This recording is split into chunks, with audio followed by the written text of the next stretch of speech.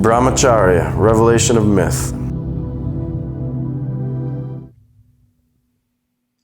And perhaps, in order to summarize our conversations, you can ask the following question: what about Brahmacharya?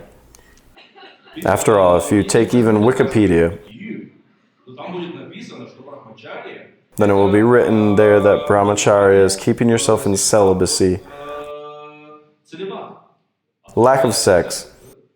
In principle, I wrote an article on this subject, and one could read it, but I still briefly summarized its content.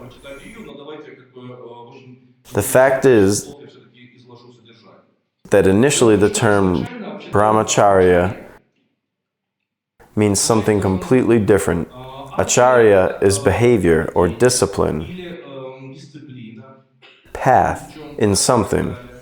The root char is to move, and Brahma is Brahman. It means Brahmacharya is the behavior of a Brahmin. The term Brahmacharya meant the first ashrama of life. When a student at the age of 6 came to the teacher's home at the age of 6 or 8 years and studied with him, depending on the caste, for a certain number of years. The Brahmin came at 6 years old and studied for 20 years. The Kshatriya came at 8. He studied less. The Vaishya studied even less. But at that moment, he was called Brahmacharin, one who follows the path of the Brahmin.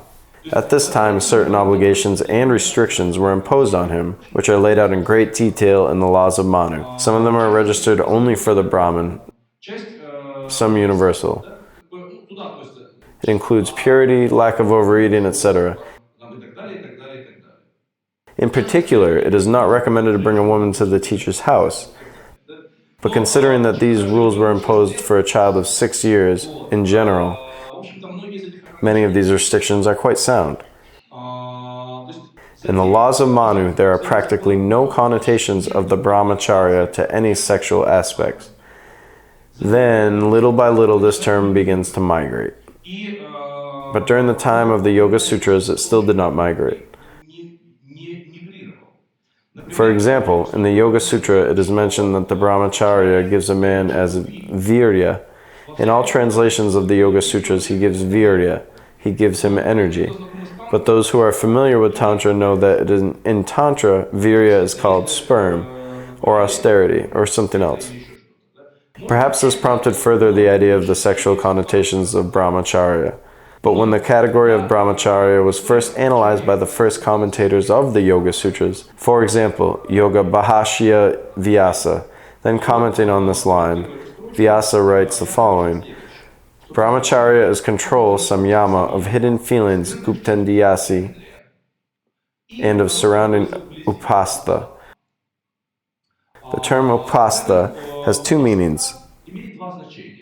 Stha is to be, upa is close, i.e., what is close to you, that is restoring order, or upastha, figuratively means sexual organs. Here's the sexual connotation of the Brahmacharya appears already. But notice that it is not connected with austerity, it is connected with control. Guptendriya, hidden feelings, in fact, it is fantasies and genitals, control. In general, it is quite sound.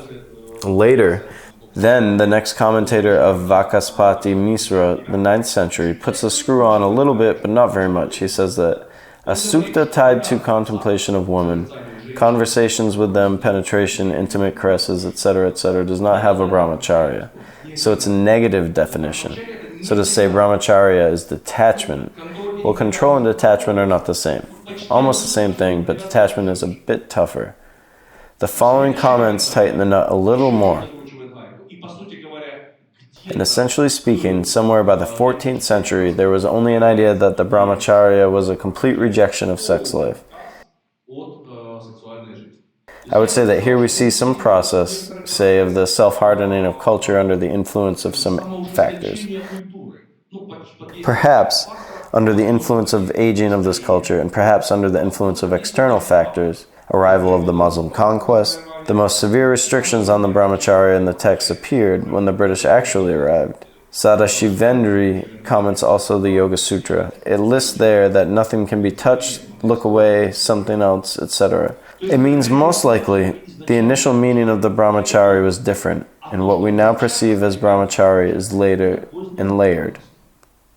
Conclusion. And if I say a few words in conclusion, I would say that the main message that I wanted to put into this lecture is that indeed yoga, like any serious psychopractice, a spiritual teaching, it is impossible in the conditions of ignoring, repressing experiences associated with sensuality, with enjoyment, with emotions. On the other hand, yoga is a culture, therefore probably the definitions that Vatsyayana gave are closest to me personally. Because enjoyment, sensuality, like everything else, needs to be learned, improved, developed in yourself by means of self-control and similar things.